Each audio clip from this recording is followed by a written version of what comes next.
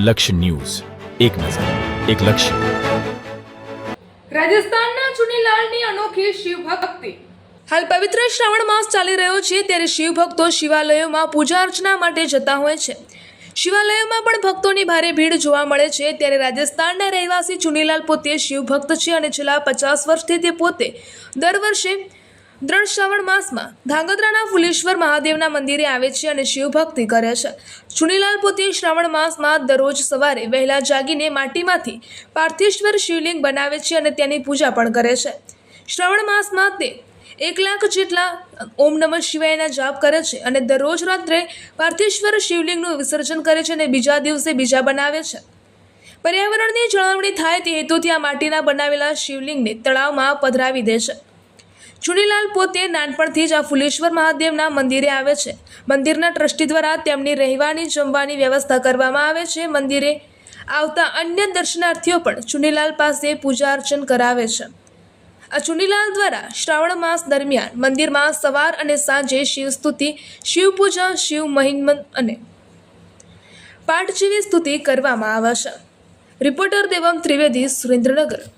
જય મહાદેવ. સુરેન્દ્રનગર જિલ્લાના ધાંગધ્રા તાલુકાની અંદર આવેલ અતિ પ્રાચીન મંદિર એટલે શ્રી ફુલેશ્વર મહાદેવ મંદિર આવેલું છે, જ્યાં ઘણા વર્ષોથી રાજસ્થાનથી ચુનીલાલ મહારાજ પધારે છે અને જે સવારમાં વહેલા ઉઠી તળાવેથી માટી લાવી અને પાર્થિવ લિંગ બનાવવામાં આવે છે, તેમજ પાર્થિવ લિંગને બનાવી અને દરેક ભક્તોને પાર્થિવ લિંગની પૂજા કરાવવામાં આવે છે.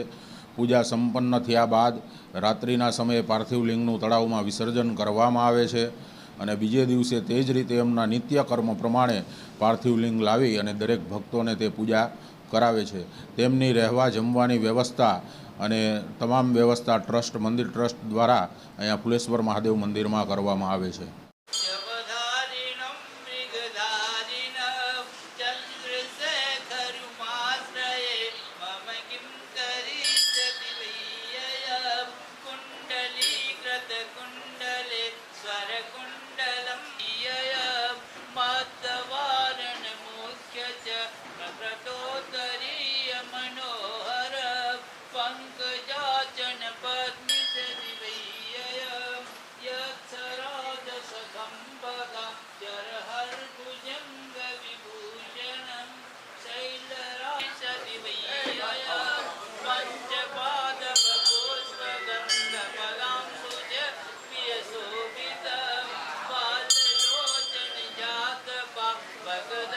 હું રાજસ્થાनનો રહેવાવાળો જિલ્લા રાજસમંદ રાજસ્થान को ઘણા વર્ષથી यहाँ ફુલેશ્વર મહાદેવની પૂજા માટે આવું. રોજ નઈ મીઠી લાવીને રોજ દર વાર પરવાણે યંત્ર પૂરીને અભિષેક પૂજા જાપ મંત્ર સબ કરીને સાંજે પાછી આરતી પછી મહિમન સ્ત્રોત્ર કરી સાંજે આરતી પછી પાછા જલમે પધરાવવાનું. રોજ નઈ મટ્ટી લાવવાની, નયા પ્રકારના નવા યંત્ર પૂરીને રુદ્રી મહિમન પાઠ જપ આદિ કરીને પૂજા કરીને રોજ પછી રહેવા બેવાની બધી વ્યવસ્થા મંદિર દ્વારા આપવામાં આવે.